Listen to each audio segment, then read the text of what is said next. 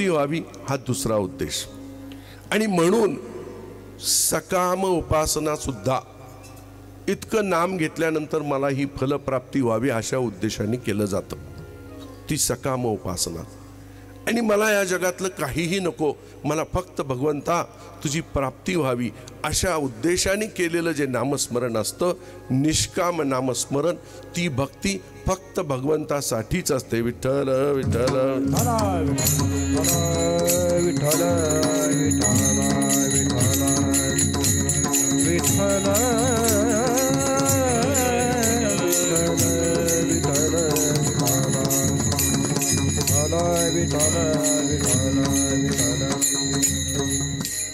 कबीर महाराजांचं एक सुंदर प्रमाण आहे.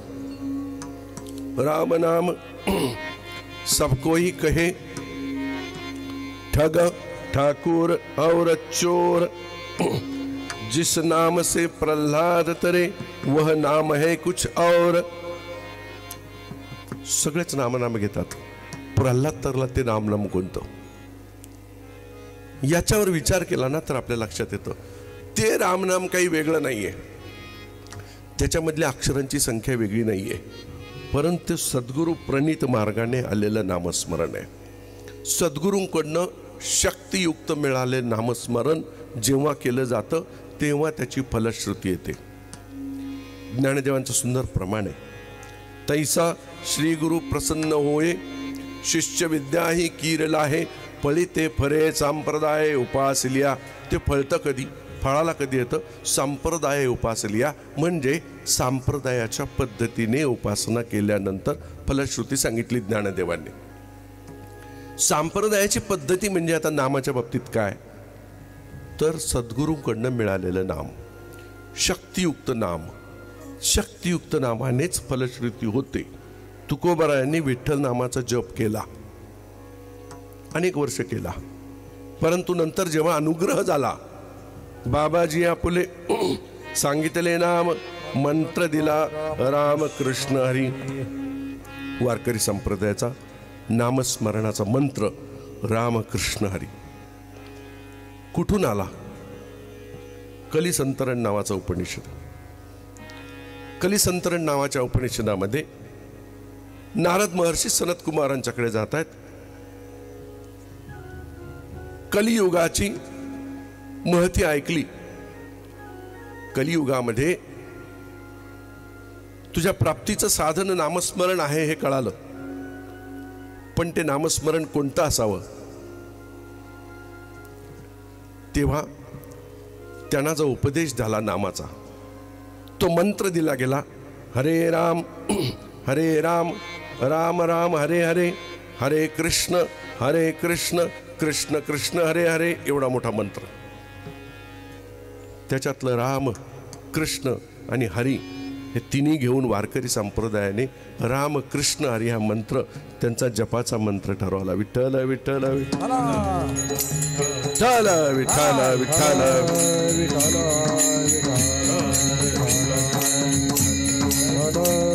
विठ्ठल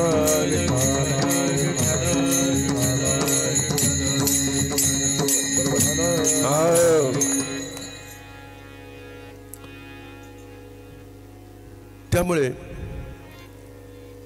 नामस्मरण करावं तर कोणतं करावं? मी आधी सांगितलं, सद्गुरु प्रणित करावं. दुसरी गोष्ट, रामकृष्ण हे अवतारांमधले पूर्ण अवतार. रामकृष्ण नामे हे दोन्ही साजे रे, रामकृष्ण नामे हे दोन्ही साजे रे, रामकृष्ण नामे हे दोन्ही साजे रे, रामकृष्ण नामे हे हृदय मंदिरे. खालीच गातो. स्मराकार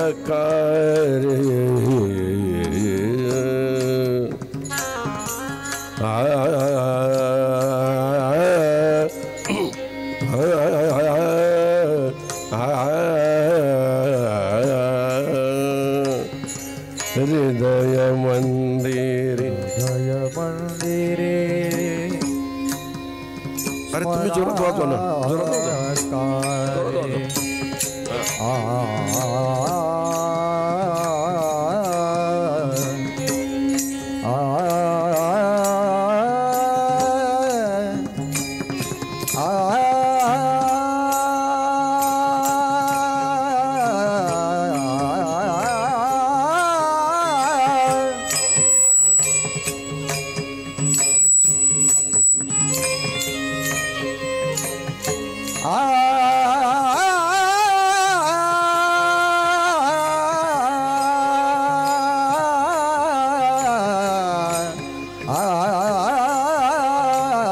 हृदय मंदिरी स्मरा कारे आपुली आपण करा सोडवण, आपुली आपण करा सोडवण.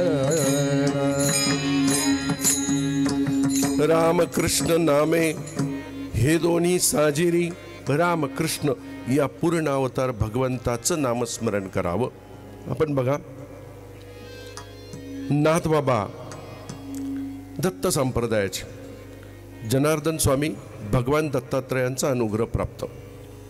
नाथबाबांना जनार्दन स्वामींचा अनुग्रह. पण नाथबाबांचं पण प्रमाण आहे. जनार्दने मज सांगितला मंत्र रामकृष्ण जप नित्य करी. त्यांना सुद्धा रामकृष्ण जपाचा अनुग्रह आहे. मीराबाईंनी अखंड आयुष्यभर कृष्णाची भक्ती केली. पण अनुग्रह ज्या वेळेला झाला संत रविदासांचा, रैदास किंवा रविदास किंवा संत रोहिदास महाराज हे एकच. महाराष्ट्रामध्ये रोहिदास म्हणायला बरं असतं किंवा रोहिदास हे नाव असतं म्हणून आपण त्यांना संत रोहिदास महाराज म्हणतो. त्यांचं खरं नाव आहे रैदास किंवा रविदास, उत्तरेमध्ये त्यांना असं म्हणतात. त्यांचा अनुग्रह मीराबाईंना झाला. मीराबाईंना अनुग्रह झाल्यानंतर मीराबाईंना त्यांनी रामनामाचा मंत्र दिला. पायोजी महिने रामरत्न धन पायो. आता आज आवाज नाही त्यामुळे आज गाता येणार नाही. रामरत्न धन पायो. अनुग्रहानंतर मीराबाईंनी सुद्धा रामनामाचा जप केला. असं रामनामाचा जप हा नामस्मरणासाठी उत्तम असलेला तारक मंत्राचा जप सांगितला. विठ्ठल विठ्ठल विठ्ठल विठ्ठल विठ्ठल विठ्ठल विठ्ठल विठ्ठल.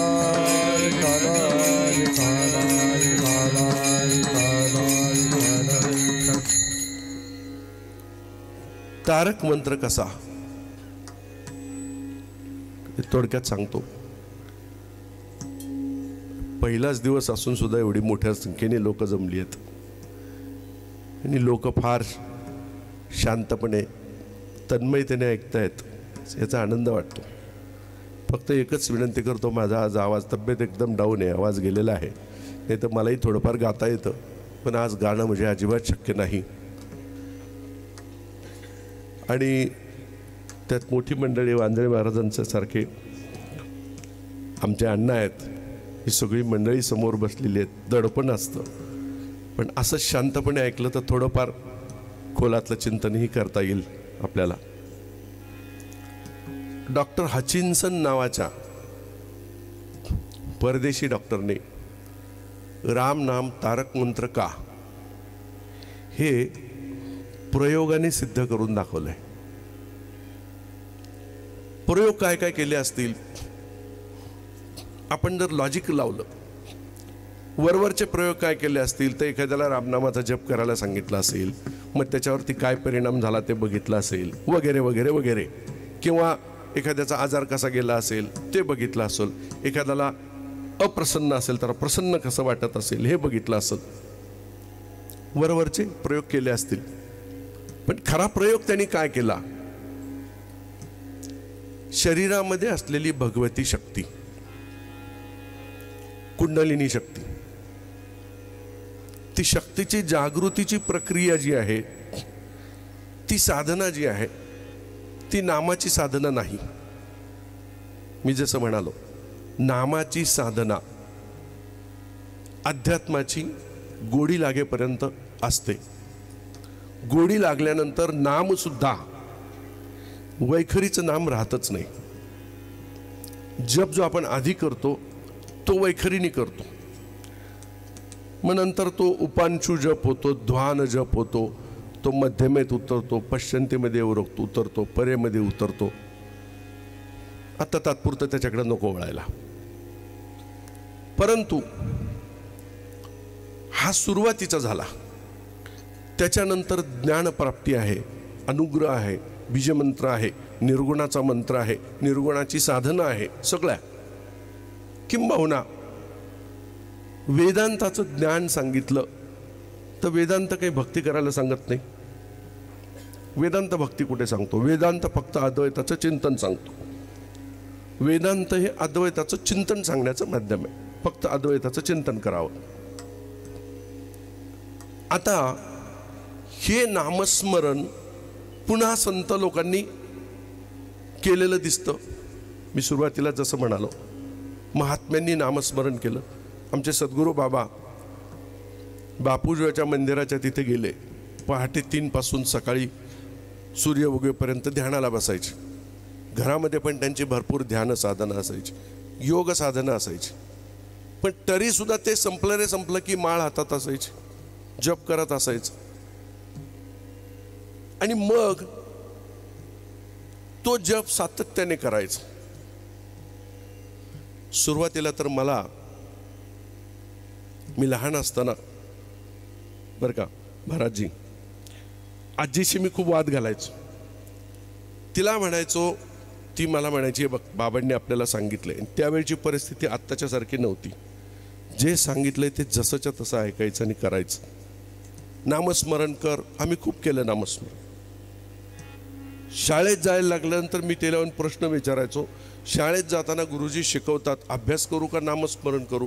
ती म्हणायची, अरे तुला नाही, तू अभ्यास कर. शिक्षक शाळेमध्ये नामस्मरण नाही करायचं बरं. पण मी तिला म्हणायचो, तू मला प्रमाण सारखं सांगते, हरिमुखे म्हणा, हरिमुखे म्हणा, पुण्याची गणना कोण करी, कसं काही शक्य आहे ते? ती म्हणायची, अरे त्याच्यातच माऊलींनी सांगितले, असोनी संसारी जिवे वेगू करी. संसारी म्हणजे काय? तुझी शाळा हा तुझा संसार, तुझा अभ्यास हा तुझा संसार, आमच्यासाठी एक मुलं बाळा हा आमचा संसार, कोणासाठी व्यवसाय हा त्याचा संसार. तो करत असताना नामस्मरण घ्यावं, त्याला विसरू नये, नामाला विसरू नये. माझं तात्पुरतं समाधान व्हायचं.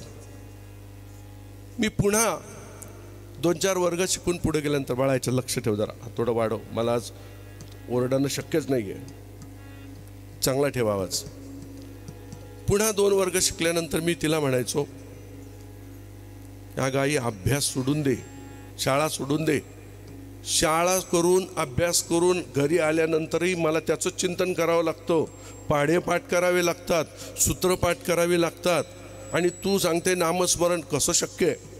आणि त्याच्यात सदा नामघोष कसं शक्य आहे? सदा म्हणजे सातत्याची प्रक्रिया आहे. कधीतरी तुम्ही नामस्मरण करा असं म्हटलेलंच नाही. जीवाला व्यस्त असताना नामस्मरण वैखरीचं करता येत नाही. खरंय, माझी अडचण जी मी सांगितली ती सगळ्यांची अडचणच सांगितली.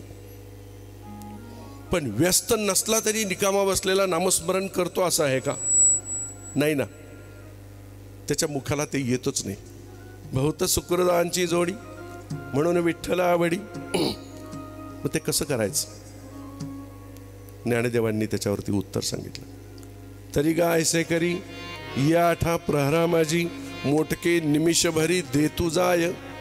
मग जे जे का निमिष देखील माझे सुख, ते तुले अरोचक विषयी होईल.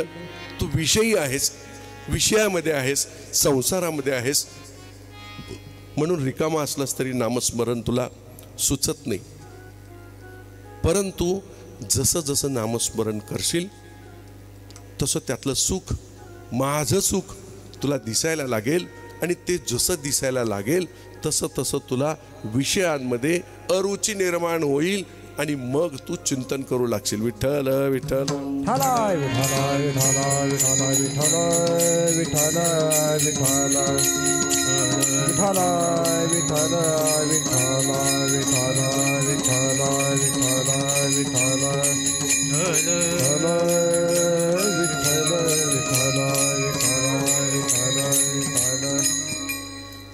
थोडा विषय बाजूला गेला. मी आपल्याला सांगायला असं सुरुवात केली होती की डॉक्टर हचिन्सननी रामनाम तारक मंत्र आहे सिद्ध केलं. कुंडलिनीची शरीरामध्ये जी शक्ती असते ती शक्ती जागृती प्रक्रिया योग मार्गाची प्रक्रिया आहे. 6 चक्रांनी स्थित असलेलं हे पिंड, जी रचना ब्रह्मांडामध्ये आहे तीच या ब्रह्मांडामध्ये आहे, म्हणून पिंडी ते ब्रह्मांडे असं म्हणतात. या ब्रह्मांडामध्ये मूलाधार चक्रापासून सुरुवात होते, शेवटी सहस्त्रारामध्ये होतो. तेच तत्व, तीच शक्ती ज्या वेळेला येते त्यावेळेला ती सहस्त्रारामधून येते. गर्भ राहिला, जीव त्याच्यामध्ये निर्माण झाला, त्यावेळेला ती येते. विठ्ठल विठ्ठल विठ्ठल विठ्ठल विठ्ठल.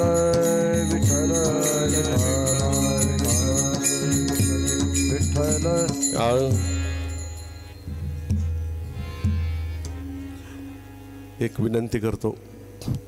कीर्तनामध्ये असं असतं की संपूर्ण कीर्तन संपेपर्यंत कुणीतरी येत असतं जात असतं, सगळेच्या सगळे येणाऱ्या माणसांकडे बघतात. तसं करू नका. विषयाकडे लक्ष द्या, चिंतन नीट आहे का. तुम्ही दुसरीकडे बघितल्यानंतर मला वाटतं आपण पण बघावं, मग मी काय सांगत होतो हे लक्षात राहत नाही. त्यापेक्षा विषयाकडे लक्ष द्या. थोडाच वेळ चिंतन आपण करणार आहोत. मी असं सांगत होतो, शक्ती ज्या वेळेला येते, गर्भामध्ये जीव येतो त्यावेळेला ती येते, ती सहस्त्रारामध्ये उतरते. आपण नेहमी म्हणतो पंचमहाभूतांचा देह, पृथ्वी आप तेज वायू आणि आकाश. ती कुठं आहे? सहस्त्रारामध्ये आल्या आल्या ती खाली येते पोकळीमध्ये.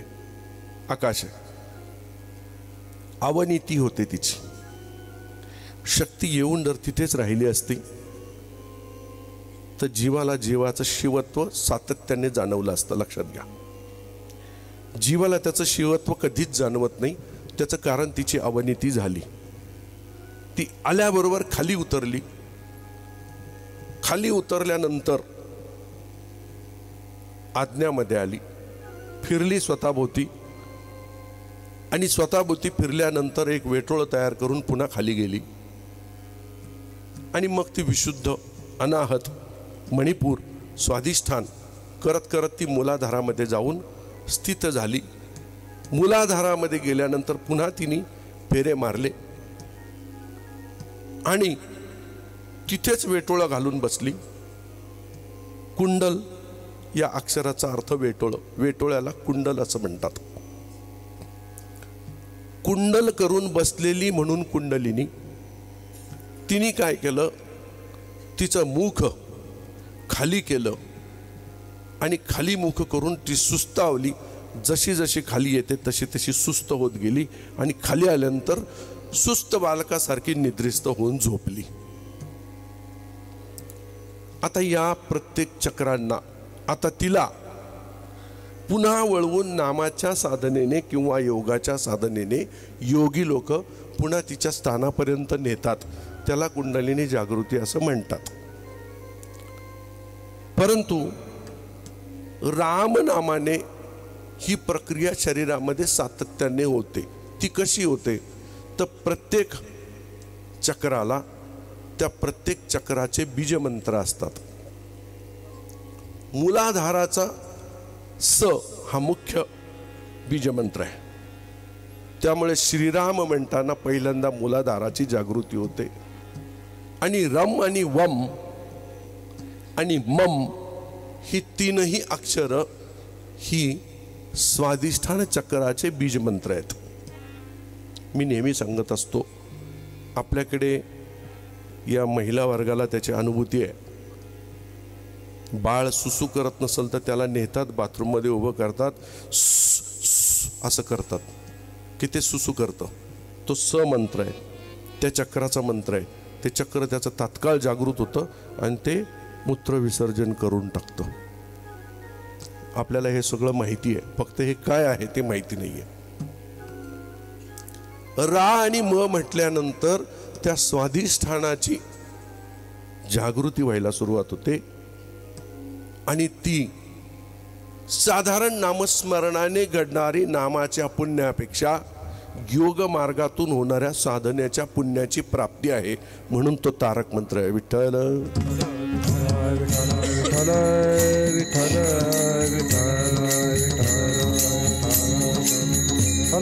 विठ्ठल. अजून 3.5 मात्रा प्रणवाच्या, त्याच्यातली जी अर्धचंद्राची मात्रा आहे ती मकार मात्रा आहे. ती मकार मात्रा सहस्त्रारामध्ये आहे.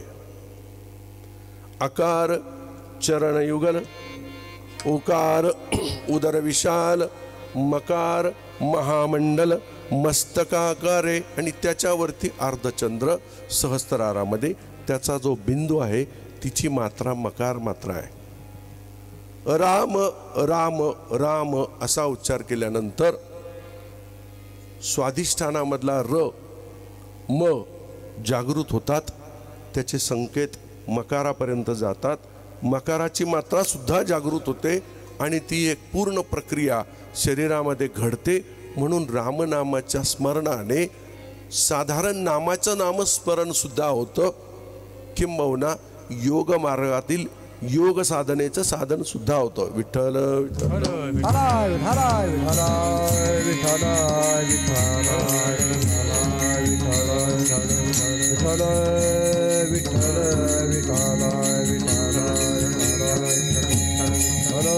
यांचे दोघांचे चाटचे आवाज आहेत ना, ते मस्त खुले करा.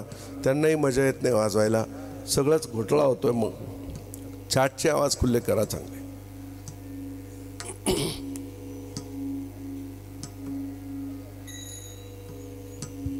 हा, त्यांना ते चाटचे म्हणजे ते सांगा. बरोबर, माझ्या लक्षात नाही आलं.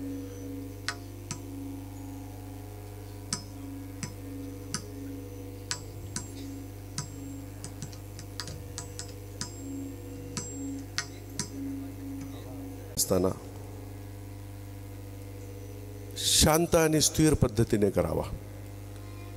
13 कोटी झाला पाहिजे म्हणून माझंच मला कळत नाही कसं श्रीराम जय राम जय राम श्रीराम जय राम असं नाही करावा. प्रत्येक अक्षर न अक्षर आपल्याला ऐकू आलं पाहिजे असा जप करावा. संथ करावा, ताट बसून करावा.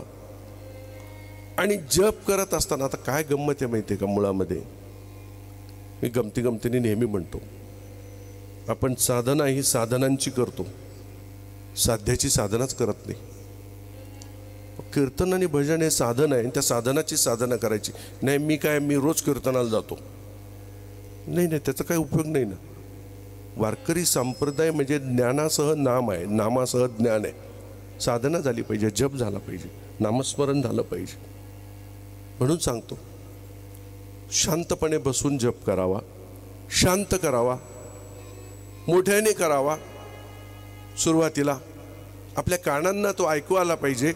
आपल्या उपास्य देवताचं चित्र नजरेसमोर उभं राहिलं पाहिजे.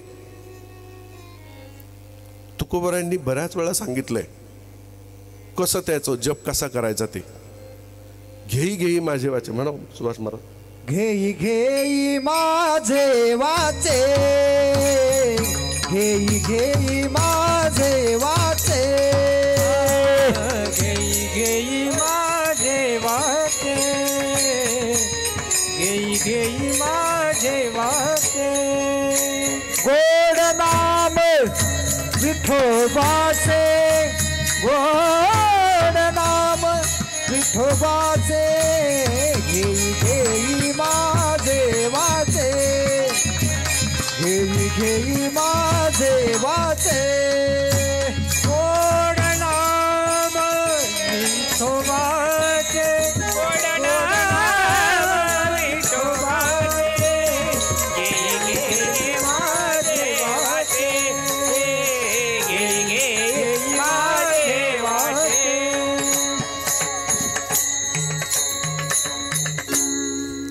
तुकोबाराय असं म्हणतात, सगळ्या इंद्रियांना ते आज्ञा करतात. डोळ्यांना सांगतात तुम्ही माझ्या विठोबाचं मुख पहा. कानांना सांगतात तुम्ही ऐका रे कान, कान विठोबाचे गुण ऐका. डोळ्यांना सांगतात तुम्ही पहा. ही नामस्मरणाची प्रोसेस आहे. नामस्मरण कसं करावं त्याची प्रोसेस आहे. नामस्मरण करत असताना इकडे माळ चालली आहे आणि तिकडे बरं आहे का पायगुडे महाराज कधी आले, त्याला काही अर्थ नाही. इकडे माळ चालू असताना तोच श्रीराम मुखातून आला पाहिजे, वैखरीतून. तो श्रीराम कानांनी ऐकला पाहिजे. तोच श्रीराम समोर चित्र नसेल तरी नजरेसमोर उभं राहिलं पाहिजे.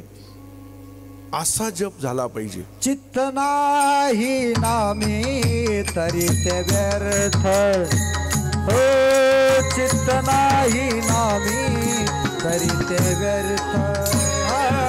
चित्त नाही नामी तरी ते व्यर्थ, चित्त नाही नामी तरी ते व्यर्थ.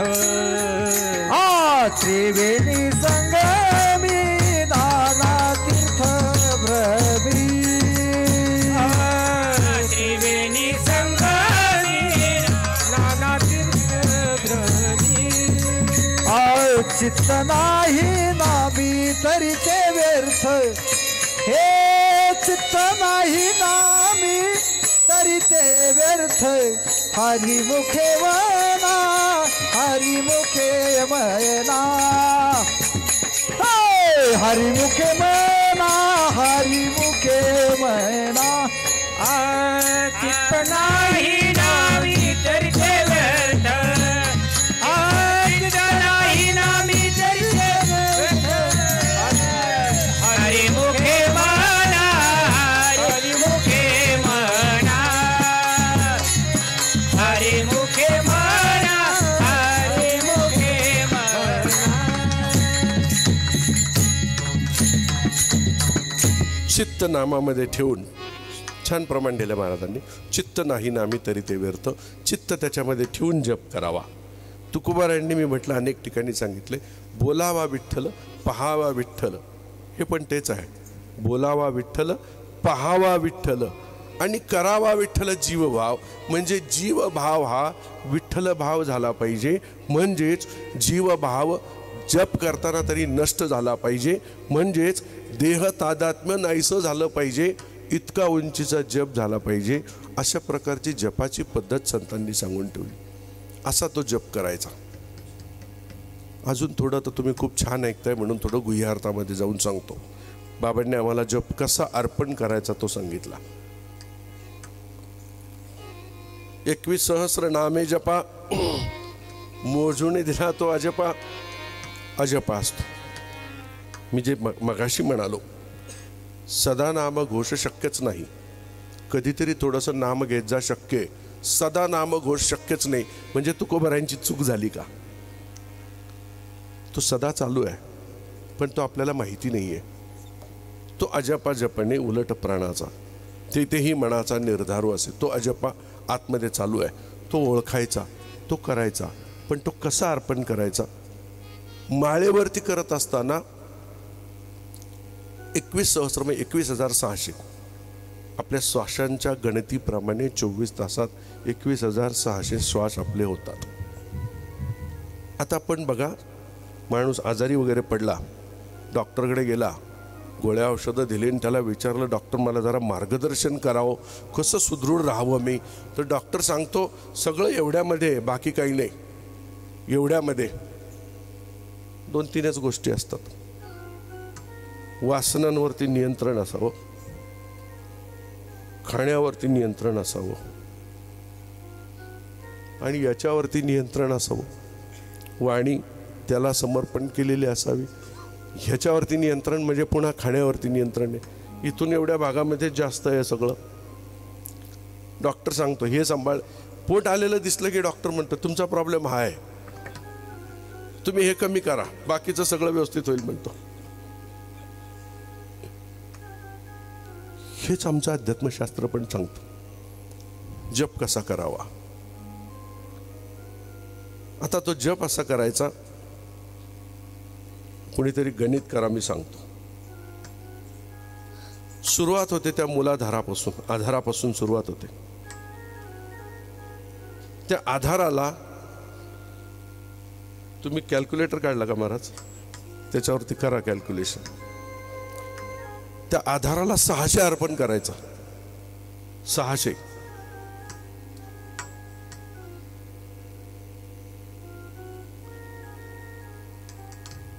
सहस्त्राला 1000, सहस्राराला 1000, आज्ञाचक्राला 1000, विशुद्ध चक्राला 1000. किती झाले? 3600 झाले. बरोबर. आता बघा, मी तुम्हाला डॉक्टरचं उदाहरण सांगितलं, इथंच सगळं आहे. स्वाधिष्ठान जे आहे ते इथे आहे, अनाहत इथे आहे, विशुद्ध इथे आहे. याला प्रत्येकी 6,000 आहे. 6 त्रिक 18,000 आणि तुमचे किती झाले? 3,600. किती झाले? 19, 20, 21,600 झालं. जुळला हिशेब. असा 21,600 अर्पण करायचा असतो. लक्षात घ्या, खाली फक्त 600 आहे मूलाधाराच्या तिथे, वरती 3,000 आहे, पण मुख्य 6,000.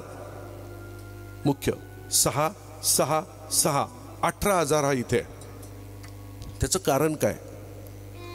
मूलाधार गणपती बाप्पा आहेत, गणेश देवतेचं स्थान आहे मूलाधार. तिथे हा जप तिथे आहे, लपलाय.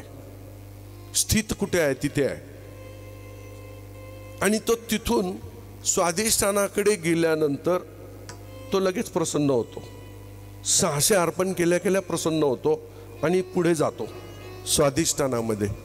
स्वाधिष्ठान लवकर प्रसन्न होत नाही. स्वाधिष्ठान प्रसन्न होणं, त्याच्यासाठी त्याला 600च्या ऐवजी 6,000 अर्पण करावा लागतो. 6,000 अर्पण केल्यानंतर स्वाधिष्ठानाची जागृती.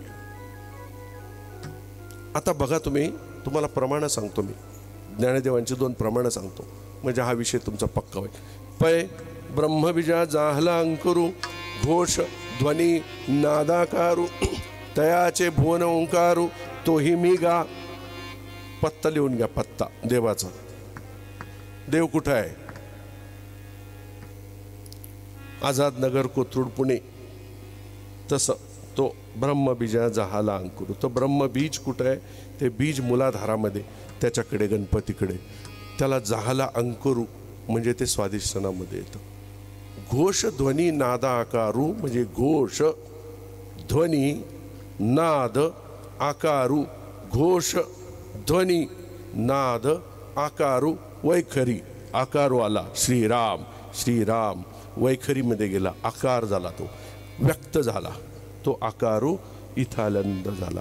घोष ध्वनी नाद, तो नाद आतमध्ये लपलेला, त्याला वायूची संगत लाभते आणि पहिला उच्चार प्रणवाचा तिथे होतो. तो जो नाभी कंद असतो तिथे स्वाधिष्ठान असतं, बरोबर ना? त्याच्यावरती पण माऊलींची उभी आहे. कंदोनी हृदयवरी जो प्रणवाची उजारी करिता नित्य शरीरी. प्राण म्हणजे प्राण काय? प्राणाची व्याख्या सांगितली ज्ञानदेवांनी. प्राण कशाला म्हणायचं? कंदोनी हृदयवरी, कंदापासून हृदयापर्यंत. हृदयामध्ये अनाहत, अनाहताचा हल्लरू बाजे इथे. तो अनाहत इथे वाचतो कसा? तर कंदापासून हृदयापर्यंत प्राणाची फुंकर त्याला मिळाल्यानंतर तो आतमध्ये त्याच्याकडे असलेला, त्यातून स्वाधिष्ठानामध्ये पाठवलेला जो नाद आहे तो अव्यक्त असतो. तो तिथे आल्यानंतर व्यक्त होतो आणि व्यक्त झाल्यानंतर वरती जो पोचतो त्याच्या वरचं चक्र अनाहत, त्या अनाहतामध्ये पोचल्यानंतर तिथे तो आकाराला येतो. म्हणून जो जप असतो तो फक्त वैखरीलाच नसतो, हे नीट लक्षात ठेवा. कारण तो नंतर साधकांचा मुरतो. साधक तुम्हाला असाच बसलेला दिसेल, तुम्ही जाऊन म्हणाल काय बसलेत, अजिबात जप करत नाहीत. त्यांचा जप आज चालू असतो. त्याचंही प्रमाण सांगतो. ज्ञानदेवा मौन जपमाळ अंतरी कोण करतं? धरोनी श्रीहरी जपे सदा तो करतो. हम बैठे आराम, राम करे काम. बाबा म्हणायचे की नाही, हम बैठे आराम, राम करे काम. तो कसा होतो? तो हा असा होतो, तो तिथून आल्यानंतर तो आपोआप जप सुरू होतो, तोच अजप असतो. तो जप आपल्याला अशा पद्धतीने त्या त्या चक्राला अर्पण केल्यानंतर तो चक्र जागृती होत जातं. आता तो तिथेच कसा, प्रणव तिथेच कसा येतो, तर इथून तिथेच कसा, त्याचं ज्ञानदेवाने फार सुंदर प्रमाण सांगितले. घोषांच्या कुंडी सांगितलं. नाद चित्रांची रूपडी प्रणवाच्या मोडी रेखिली असे. तिथं नाद नाहीये, तिथं नुसता प्रणव नाहीये. तो प्रणव नाद चित्रांसह आहे. आता तो नाद कसा, चित्र कसा, त्याची अनुभूती कशी येते हे फक्त अनुग्रहितांसाठी आहे. आणि अनुग्रहित जे आहेत त्यांनी ते त्यांच्या त्यांच्या सद्गुरूंकडनं समजून घेण्याचा विषय, तो कीर्तनात सांगण्याचा विषय नाही आहे. पण ज्या वेळेला ते नाम तुमचं चालतं त्यावेळेला ज्या ज्या अनुभूती येतात त्याच्यामध्ये नादाची पण अनुभूती असते. आपण जे म्हणतो ना दशनाद, काकड्यामध्ये आपण अभंग म्हणतो ना, सिंहनाद शंखभैरी, म्हणा की महाराज. सिंहनाद शंख भेरी, सिंहनाद शंखभैरी, गजर होतो वारी, गजर होतो महाद्वारी. आ केशवराज विटेवरी, नामाचरण वंदितो. केशवराज देवरी, नामाचरण वंदितो.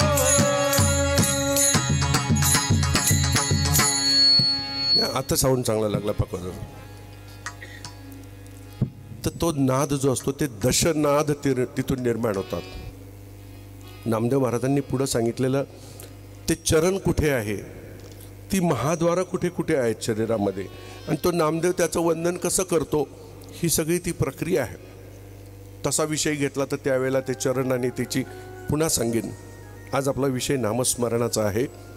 नामस्मरण केल्याने किंबहुना रामनामाचा जप केल्याने, आता मी थोडासा चक्राच्या माहितीतून बाहेर येतो, परंतु आपल्याला लक्षात आलं असेल, मी ज्ञानदेवांची प्रमाणं आपल्याला दिली की घोषांच्या कुंडी नाद चित्रांची रूपडी प्रणवाच्या मोडी रेखिली असे.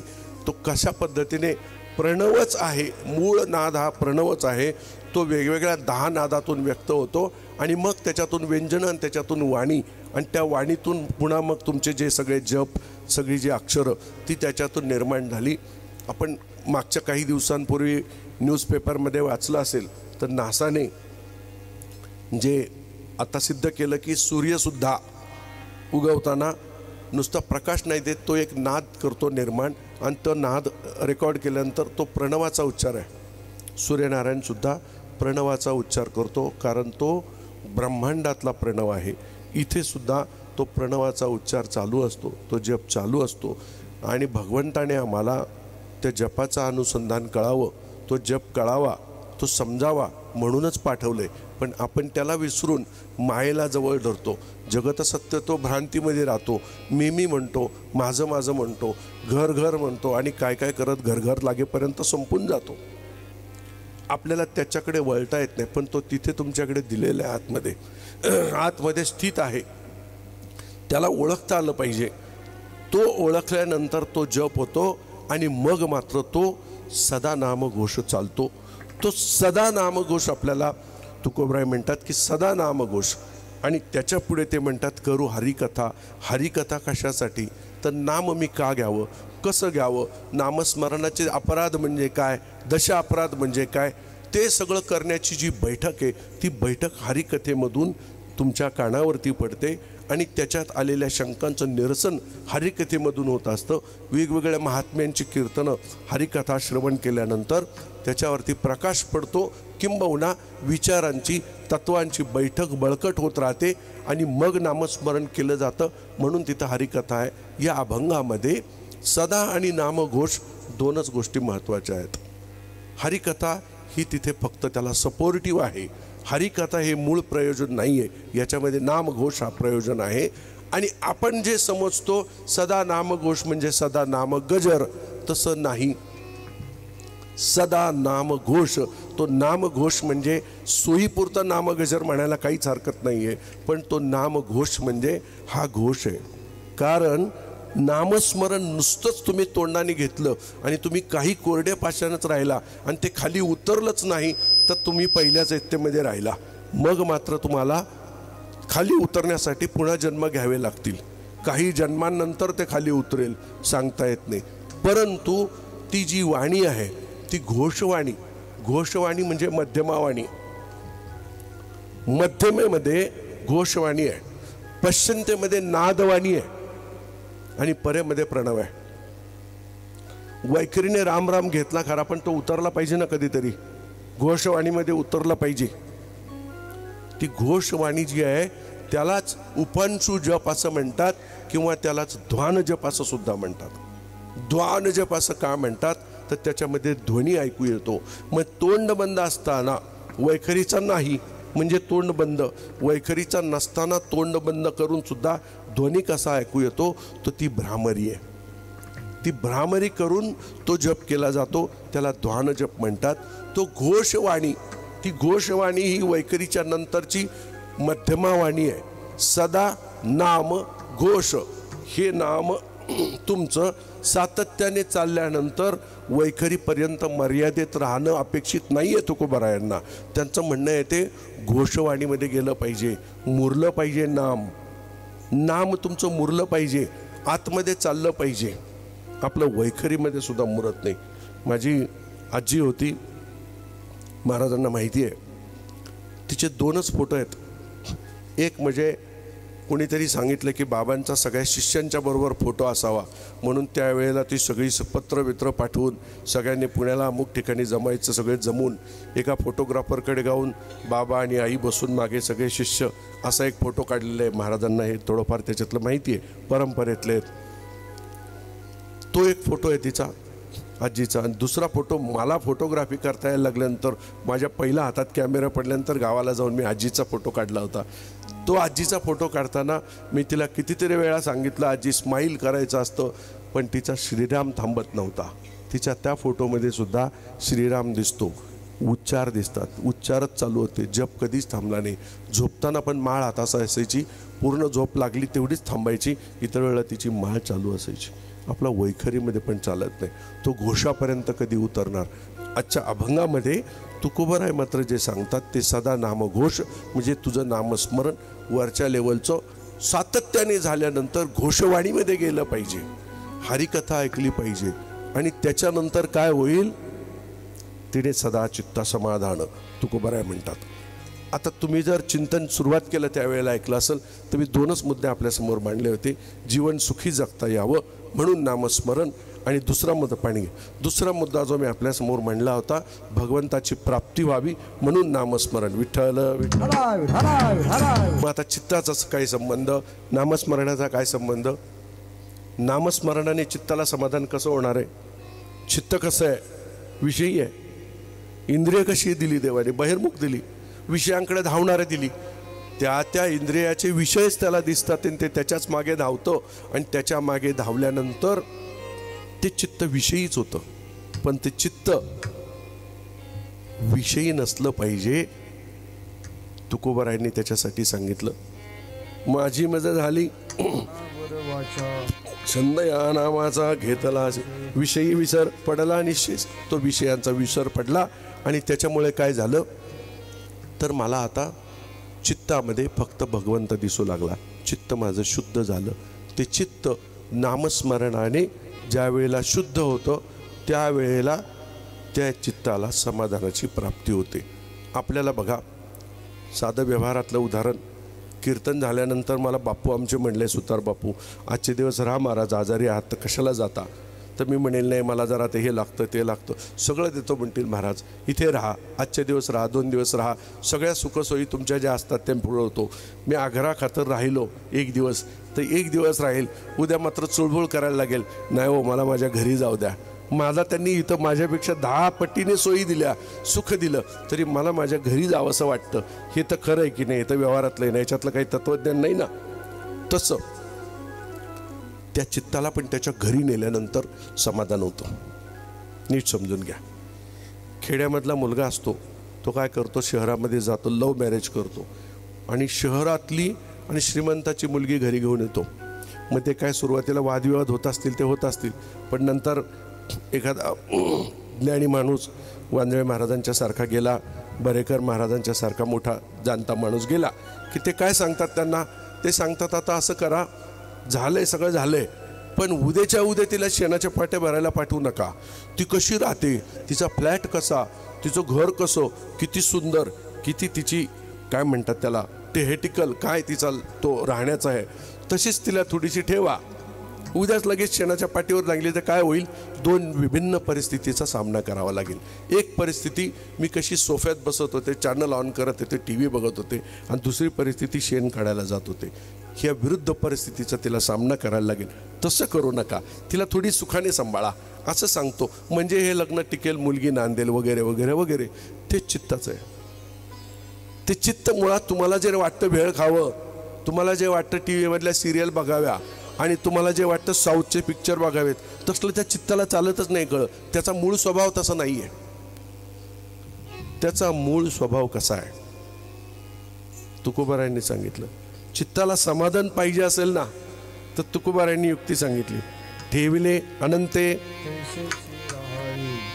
चित्ती असू द्यावे समाधान. चित्ताला समाधान पाहिजे ना, कसं करा, ठेविले अनंते तैशीची राहा. आता अनंताने ठेवलं कसं आला? माझ्या घरी पण आलंय आता छोटं बाळ, निरागस, भगवंताचं स्वरूप असलेलं, माया मोह, माझं तुझं मी काही नाहीये त्याच्याकडे, तसं ठेवलंय. ठेविले अनंते. इथं आपली मुलं त्या अभंगाचा काही पण अर्थ काढतात. 10वीच्या परीक्षेला अभ्यास कर म्हणलं तर जाऊ दे म्हणतो, ठेविले अनंते तैसेचे राहावे, अभ्यासच नको. ते नाही ठेविले अनंते. ठेविले अनंते म्हणजे तुला इथं कसा ठेवला आणून, कसा आणला इथं, चिद्रूप अवस्थेमध्ये आणला. माया माया मोह मोह काही नव्हतं तुझ्याकडे, सच्चिदानंद रूपामध्ये तू इथे आलास. तसा राहा. ठेविले अनंते तैसेची राहावे, चित्ती असू द्यावे समाधान. मग चित्ताला समाधान आहे. तू विकारांना सोड, मायेला सोड, मोहाला सोड, तसा राहा. तसं राहिल्यानंतर चित्ताला समाधान प्राप्त होत असतं. मी गमतीने गोष्ट सांगत असतो. एक माणूस कपडे घालून बाजारला जायला निघाला. कार्यक्रम होता पुढे. सुंदर पांढरी स्वच्छ कपडे, परीड घडीची इस्त्री केलेली घातली, आणि जाता जाता चुकून असा हात लागला. बघतो तर एवढा मोठा काळा डाग पडला. तिथे कोळसा होता. एवढा राग आला. कोळसा हातात घेतला. म्हणला याचा काळा पण काढून टाकतो. पाणी घेतलं आणि कोळसा धुवत बसला. त्याचा मित्र आला. तू काय करतो? तो म्हणला याला घासून घासून गोरा केल्याशिवाय राहणारच नाही. माझा शर्ट काळा करून टाकला यांनी. अरे काय करतोस तू? तू असं करेपर्यंत निम्मे हात सुद्धा काळे झालेत. बघ जरा स्वतःकडे. नाही मला खूप राग आलाय. अरे राग आला ठीक आहे, पण हा कधीच काळ्याचा गोरा होणार नाही. काहीच करू नकोस तू, मी केल्याशिवाय राहणार नाही म्हणाला. बरं जाऊ दे म्हणाला, तुझा हट्ट पण आहे आणि तू माझा मित्र पण आहेस, मी मदत करतो, मी करून दाखवतो त्याला काळ्याचा गोरा मी करतो. मग दे म्हणाला. माझ्या मुठीत ठेव. कोळसे उचलले, मित्राच्या मुठीत ठेवले. तू काही करू नको, माझ्या मागे मागे ये म्हणाला. तो मित्र गेला पुढे, आणि पुढे चालू होती भट्टी. त्या भट्टीमध्ये त्यांनी टाकले. तो म्हणला दोघं पण शांतपणे या दगडांवरती बसूया. 2 मिनिटात त्यांनी काडीने दाखवलं. हे 5 कोळसे तू दिले होतेस ना? हो म्हणाला. या कोळशांचा रंग कसा आहे? टोमॅटो सारखा लाल जर्द आहे म्हटला. लाल आहेत, लाल टोमॅटो सारखे. काळे आहेत का आता? नाही आहेत, टोमॅटो सारखे लाल जर्द आहेत. कसे काय केले रे तू? तो म्हणला अरे जिथून आले तिथे पाठवले. आले कुठून? याच भट्टीतून आले. ते तुझ्याकडे आल्यावर काळे झाले, त्यांच्या मूळ स्वरूपामध्ये गेल्यानंतर लाल झाले. तसं चित्त हे मूळचं चिद्रूप आहे. मूळचं चिद्रूप असलेलं अवनीतीने चित्त झालं आणि म्हणून विकारी झालं. पण हे विकार त्याला नामस्मरणाची जोड दिली, त्याला नाम वाहिलं की मग ते चित्त समाधानी होईल. म्हणून तुकोबाराय म्हणतात सदा नामघोष करू हरिकथा, तेने सदा चित्ता समाधान. अभंगाचं पहिलं चरण. सदा नाम घोष, सदा नाम घोष करू हरि कथा, सदा नाम घोष, सदा नाम घोष, सदा नाम घोष करू हरि कथा, करू हरि कथा. ओ सदा नाम घोष, सदा नाम घोष करू हरि कथा, सदा नाम घोष, सदा नाम घोष, सदा नाम घोष करू हरि कथा, सदा नाम घोष. तेने सदा चित्ता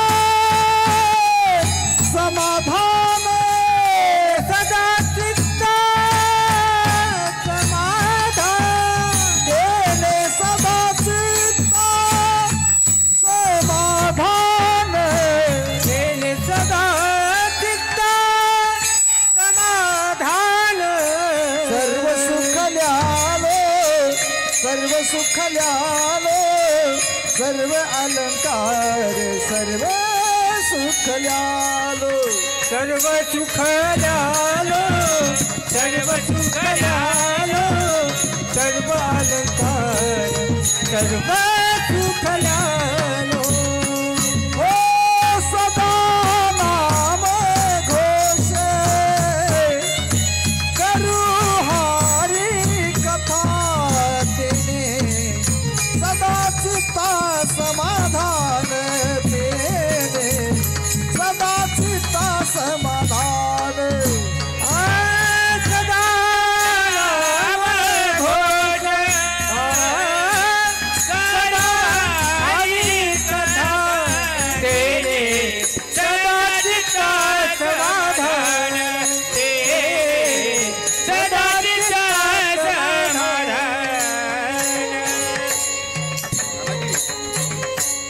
सर्व सुख ल्यालो, सर्व अलंकार. कीर्तन सेवेला सुरुवात करायला जेवढा वेळ झाला तेवढीच पुढे लांबेल, फार लांबवणार नाही. मुळात माझी प्रकृती अगदीच खराब आहे, पण पुढचं फक्त थोडक्यात भावार्थ सांगून आपण सेवेला पूर्णविराम देऊया. 9 वाजलेले आहेत, तशी वेळ 9पर्यंतची असते, पण आज पहिलाच दिवस असल्यामुळे थोडीशी सुरुवात करायला उशीर झाला होता. तेवढाच मी फक्त वेळ घेणार आहे, जास्त वेळ नाही घेणार. सर्व सुख ल्यालो, सर्व अलंकार. या जगामधली सगळी सुख ल्यालो, सगळे अलंकार मी घातले, म्हणून मला आनंद निर्भर डुलत असो, असं तुकोबाराय म्हणतात. परंतु सुख आणि समाधान बघा, तुम्ही ह्या अभंगाकडे नीट पाहिलं ना, तर एक सुख, समाधान आणि आनंद, 3 गोष्टी तुकोबारायांनी वापरलेल्या आहेत. आपण व्यवहारामध्ये सगळ्याला एकच वापरतो, सुख काय, समाधान काय, आनंद काय, प्रत्येकाचा अर्थ वेगवेगळा आहे. व्यवहारातली जी प्रोसेस आहे त्याच्या वेगळी चुकीची पद्धत म्हणू आपण, व्यवहाराच्या पेक्षा चुकीची तुकोबारायांनी अभंगांमध्ये आणली, जी खरी आहे. पहिल्या अभंगामध्ये समाधान म्हटलंय, दुसऱ्या अभंगामध्ये सुख म्हटलंय, नंतर आनंद म्हटलंय. पहिल्या चरणामध्ये समाधान, नंतर सुख आणि नंतर आनंद, अशी इथे रचना तुकोबारायांनी केलेली आहे. व्यवहारामध्ये असं होऊ शकत नाही. व्यवहारामध्ये आमचे सुभाष मामा मारणे मला समजा आले, कीर्तनाला जाऊया म्हणाले, मुंबईमध्ये कीर्तन असलं आणि रुपेश दादा म्हटले नाही आता दादा तुमच्याकडे आलो खरं, पण भूक लागली, जेवायला घाला. त्यांना कुठल्या तरी हॉटेलमध्ये नेऊन जेवायला घातलं. कसं आहे म्हटलं, माझ्या आवडीचं हॉटेल आहे, तुम्हाला कसं वाटतं? हा हा म्हणे, समाधान, सुख आहे, सुख. आणि मग त्यांनी जेवले, जेवण केल्यानंतर गाडीमध्ये बसले, कसं वाटतंय? समाधानी वाटतंय म्हणाले. आणि नंतर आमचे विलास महाराज ठोंबरे भेटले. काय म्हणे, सुभाष मामांच्या रुपेश दादाच्या चेहऱ्यावरती आनंद दिसतोय. अहो त्याचं कारण असं आहे, आडवा तेडवा हात मारून जेवलेत आत्ता, हे त्याचं कारण एवढे आनंदी असण्याचं. बरं बरं बरं, पण याच्यामध्ये घडलं काय काय? याच्यामध्ये घडलं असं की उपभोग घेतला सुखाचा, पहिला उपभोग घेतला सुखाचा आणि त्याच्यानंतर म्हणाले नाही मला समाधान झालं. कधी? सुखाचा उपभोग घेतल्यानंतर. आणि नंतर गाडीत बसले तरी प्रसन्न मुद्रा, कारण तुडुंब जेवले होते म्हणून आनंद दिसत होता. म्हणजे सुख, समाधान आणि आनंद ही व्यवहारामधली परिभाषा आहे आणि ही न टिकणारी आहे. कारण कीर्तन झालं मुंबईमध्ये आणि परत फिरल्यानंतर मला म्हटले काय तुम्ही 15 मिनटं कीर्तन उशिरा सोडलं. म्हटलं काय प्रॉब्लेम, भूक लागून गेली ना. म्हटलं तुम्हाला इथं जेवायला घातलं ना तिथं ते दुपारी, आत्ता कुठं? का? ते सुख आणि तो आनंद टिकला नाही, परत भूक लागली. तुकोबारायांची परिभाषा वेगळी आहे. तुकोबारायांनी पहिलं समाधानी नंतर सुख घातले. त्याचं कारण असं आहे, अशांतस्य कुता सुखम. जो मुळात अशांत आहे त्याला सुखच होत नाही. मनाच्या तळमळे चंदनही अंगपोळे. एखाद्याला चंदनाचा लेप जरी लावला पण तो आतून तळमळत असला तरी ते चंदनाची शीतल त्याला जाणवत नाही, त्याचं अंग पोळतं. किंवा मीराबाईंनी नामस्मरणामध्ये दंग असताना विषाचा प्याला प्याला. चित्त समाधाने विष तरी वाटे सोने. चित्ताचं समाधान असल्यामुळं विष सुद्धा सोनं वाटलं. परमार्थामध्ये प्रक्रिया ही अशी आहे. परमार्थामध्ये सद्गुरूंच्या कृपेने नामस्मरणाने चित्ताची शुद्धी होते आणि चित्त पहिलं समाधानी होतं. आणि समाधान झाल्यानंतर ते काय म्हणतं, ते अमकं सुख तमकं सुख, हा अलंकार तो अलंकार नाही नाही, सर्व सुख ल्यालो, सर्व अलंकार. आता मला जगातलं कोणतं सुख नको, ते सगळं माझ्याकडे. सगळी सुख सगळे अलंकार मी परिधान केलेले आहेत आणि मी आता आनंदाने निर्भर डुलतोय. योगाच्या भाषेमध्ये जर सांगायचं झालं तर विषयांचा विषय मोडे, इंद्रियांची कसमस मोडे, मनाची घडी घडे मना माझी. योगाच्या साधनेनंतर साधनेचा शरीरावरती होणारा जो सात्विक उद्रेक असतो, अभ्यासाची पाखर पडे. 6व्या अध्यायामध्ये ज्ञानदेव बोलतात ना, योगाच्या साधनेला ध्यानाला बसलेला त्याच्या चेहऱ्यावरती ती प्रसन्नता कशी दिसते. अभ्यासाची पाखर पडे ती वरती चेहऱ्यावरती दिसते. तो योग साधनेने आलेला उद्रेक मला कशामुळे आला? नाम साधनेमुळे आला. आणि त्याच्यामुळे मला काय झालं? मला समाधान झालं आणि सगळी सुख मी ल्यालो असं मला वाटू लागलं. मला आता कोणत्याही सुखाची गरज नाही. किंबहुना दुसऱ्या भाषेत सांगायचं झालं तर मुळामध्ये आपण ज्याला सुख म्हणतो ते सुखाचा बुरखा बांधलेलं दुःखच असतं. मुळात ज्याला सुख म्हणतो ते सुख नसतंच. ते सुखाचा बुरखा घालून तुमच्या समोर आलं, तुम्ही त्याला कवटाळलं, एक दिवशी असं अचानक दगा देतं की दुःखाच्या खाईत बुडवून टाकतं. आपल्याकडे फार साधी व्याख्या आहे, अनुकूल वेदनीय सुखम, प्रतिकूल वेदनीय दुःखम. एवढंच आपल्याला कळतं, त्याच्या पलीकडं आपल्याला कळत नाही. ज्ञानदेवांना मात्र कळतं. ज्ञानदेव म्हणतात, आता यावरी सुख जे एकविध देख, जेणे एकेची असे एक विसरे जीव. देवा मला एक असं मिळू दे, ते मिळाल्यानंतर बाकीचं काही मिळावं असं मला वाटणारच नाही. त्याचं नाव सुख. ते मला मिळालं, आता मला तुमचं काहीच नको, ते मला मिळालं, त्याला सुख म्हणतात.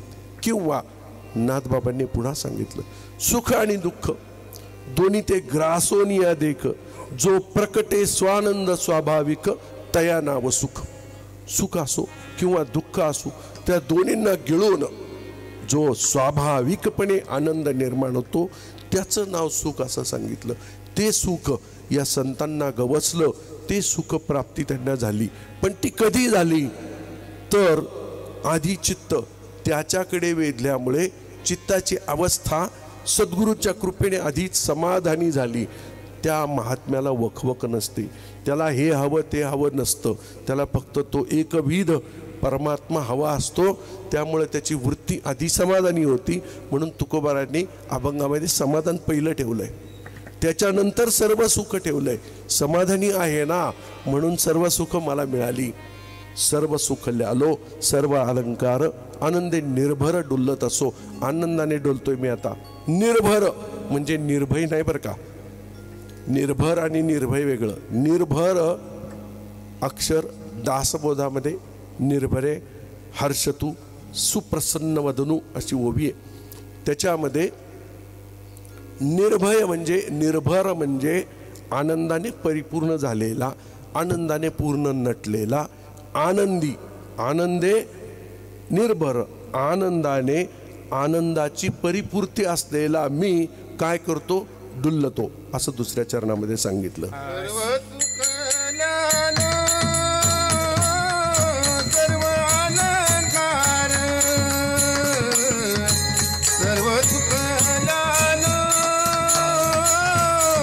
सर्व अलंकार, सर्व सुखलाल सर्व अलंकार,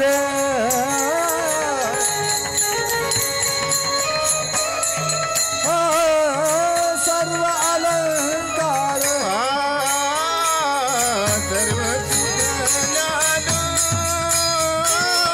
सर्व अलंकार, सर्व सुखलाल सर्व अलंकार, सर्व सुख झालो, सर्व अलंकार, सर्व सुख झालो,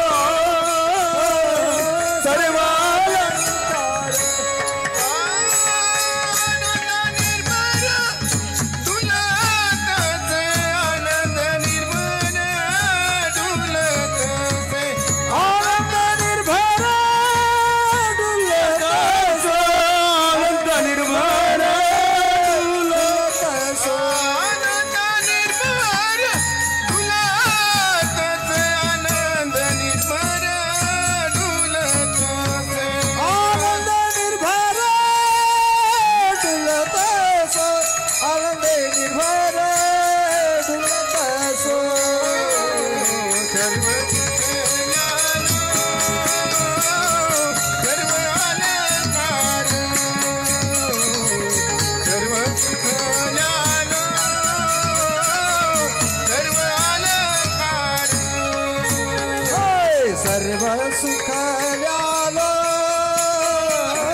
सर्व अलंकार, सर्व सुख झालो, सर्व अलंकार, सर्व सुख झालो,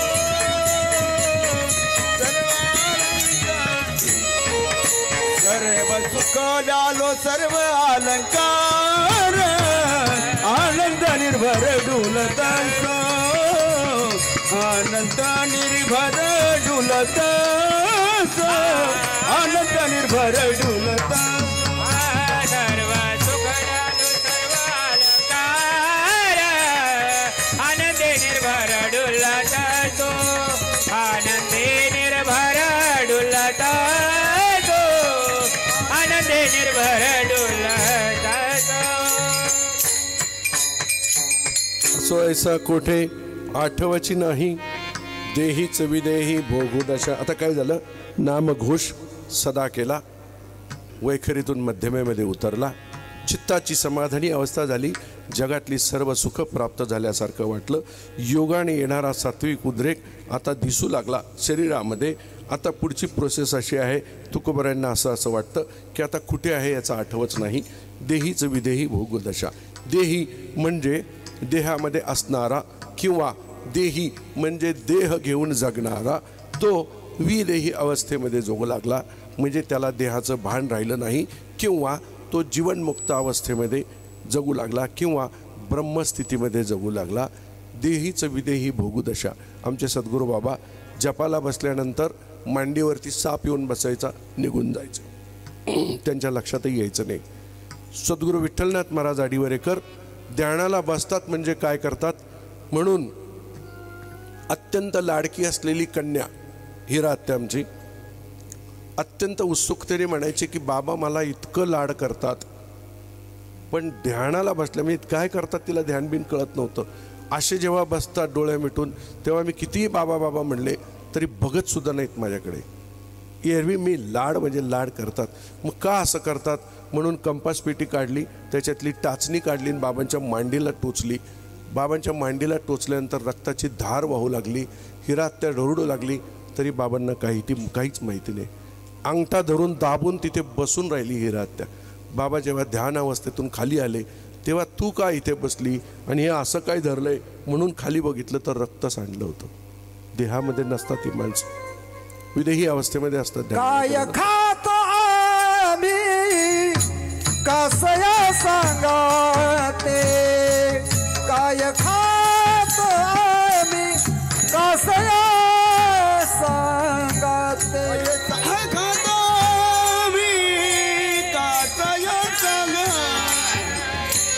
काय खातो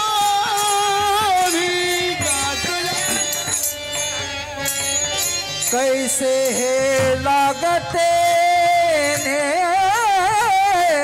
नो मुखी, कैसे हे लागते नो मुखी.